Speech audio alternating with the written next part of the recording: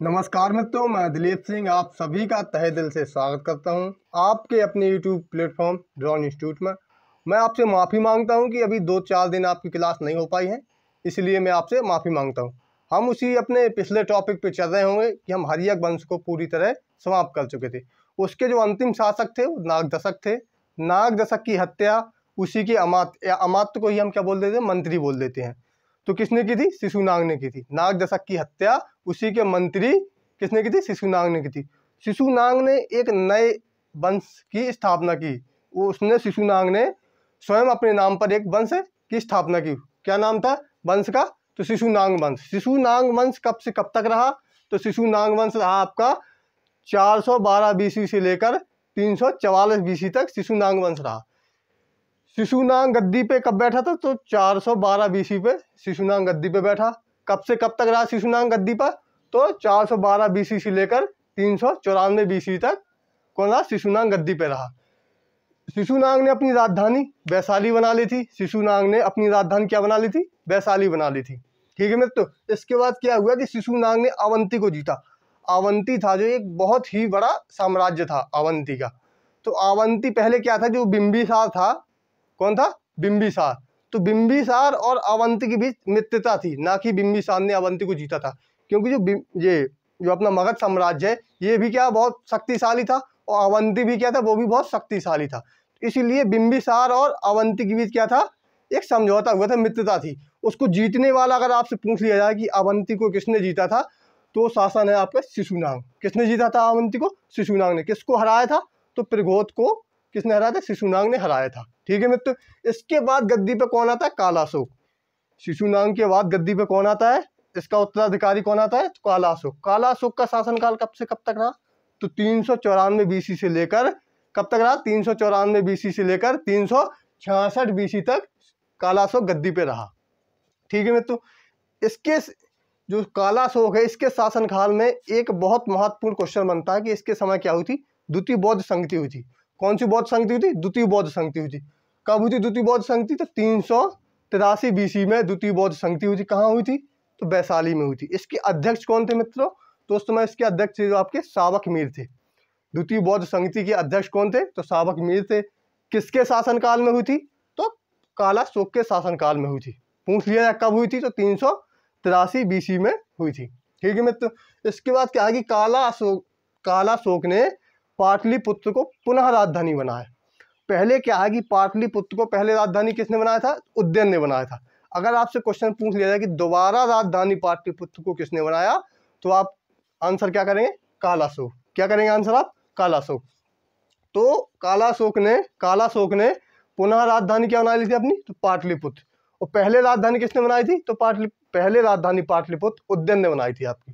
ठीक है मित्र। इसके बाद हम आगे चलते हैं कि जो कालाशोक है इसके 10 पुत्र थे।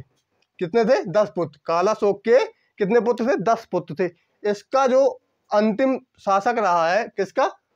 शिशुनाग वंश का। कौन रहा? नंदीवर्धन। नंदीवर्धन अंतिम शासक रहा, जो कि क्या था? ये कालाशोक का पुत्र था। कालाशोक के कितने पुत्र थे? 10। 10 पुत्रों में से एक कौन था आपका? तो था नंदीवर्धन। 10 पुत्रों में से एक कौन था? नंदीवर्धन। नंदीवर्धन ही शिशुनाग वंश का क्या है? अंतिम शासक रहा है। ठीक है मित्र। नंदीवर्धन की हत्या इसी का जो मंत्री था कौन? महापद्म नंद। महापद्म नंद ने छुरा भोंक के कर दी थी। नंदीवर्धन की हत्या किसने की थी? तो महापद्म नंद ने की थी। ठीक है मित्र। नंदीवर्धन की हत्या किसने की थी? तो महापद्म नंद ने की थी। छुरा भोंक के कर दी थी।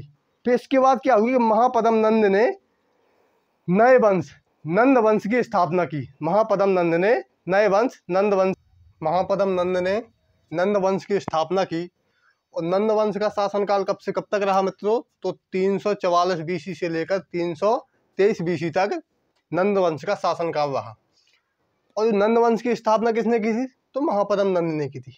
जो महापद्म नंद के अन्य नामों से क्वेश्चन बहुत अधिक पूछे जाते हैं, ये बहुत ही इंपॉर्टेंट है। इसके आप जो अन्य नाम है इन पर विशेष ध्यान दें कि इसके अन्य नाम क्या थे? उग्रसेन, एकराट और सर्वछांत्रक और परशुराम का सेकंड अवतार। अब इन्हें सब उपाधि क्यों मिली ने क्यों कहा जाता था? उग्रसेन मतलब इनके पास जो थी बहुत बड़ी विशाल सेना थी, इसीलिए इन्हें क्या कहा गया, उग्रसेन कहा गया, क्योंकि इनके पास क्या थी, बहुत बड़ी विशाल सेना थी, इसलिए इन्हें क्या कहा गया, उग्रसेन कहा गया। अब एक राट का मतलब क्या है, एक राट का मतलब ये है मित्रों कि जो चारों दिशाओं हैं, इसमें क्या है कि इन्हें बराबर चारों दिशाओं में अपना राज्य विस्तारित कर लिया था। ठीक है मित्रों, क्या किया था इन्हें, चारों दिशाओं में बराबर अपना राज्य विस्तारित कर लिया था, इसीलिए इन्हें क्या कहा गया, एक राट कहा गया। सर्व क्षांतक क्या है, तो सर्व क्षांतक जो इनके पास आसपास जो जितने भी क्षत्रिय थे, इन्होंने क्या सबकी हत्या कर दी, इसीलिए इन्हें क्या कहा गया, सर्व क्षांतक कहा गया। परशुराम का सेकंड अवतार क्यों कहा गया, परशुराम का सेकंड अवतार इसलिए कहा गया क्योंकि इन्होंने अपने शासनकाल में इतनी मारकाट की, बहुत ही ज़्यादा, इसलिए इन्हें क्या परशुराम का सेकंड अवतार कहा गया। जो इनसे महापद्म नंद से क्वेश्चन बन सकते हैं आपके, वो खाली इनके अन्य नामों से क्वेश्चन बन सकते हैं। जैसे इनके अन्य नाम क्या है, उग्रसेन, उग्रसेन का मतलब मैं आपको बता चुका हूँ, एक राट, सर्व क्षांतक और परशुराम का सेकंड अवतार। अब यहाँ से एक क्वेश्चन और निकल के आता है कि इनके समकालीन कौन था, इनके समकालीन था पाणिनि।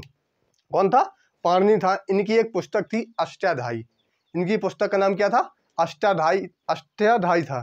ठीक है, और ये पाणिनि ही थे जिन्होंने क्या है पहली व्याकरण की पुस्तक लिखी थी। वो पुस्तक कौन थी, अष्टाध्यायी थी। और क्या है, पुस्तक क्या थी, अष्टाध्यायी थी। उस व्याकरण को पढ़ने वालों क्या कहते हैं, वैयाकरण बोलते हैं। व्याकरण को पढ़ने वालों क्या बोलते हैं, वैयाकरण बोलते हैं। इतनी बात आप ध्यान रखना। इसके बाद जो गद्दी पे आता है महापद्म नंद के बाद कौन आता है आपका, घनानंद। घनानंद ये बहुत ही बदतमीज और क्रूर शासक था। एक क्या था, बहुत ही बदतमीज और क्रूर शासक था। ठीक है मित्रों, इसके बाद क्या है कि इसे अग्रमीज नाम से भी जाना जाता है। जो घनानंद है आपका, इसे अग्रमीज नाम से भी जाना जाता है। घनानंद के समय ही क्या हुआ कि सिकंदर का शासन, जो सिकंदर ने आक्रमण किया था, वो किसके समय किया था, घनानंद के समय ही किया था।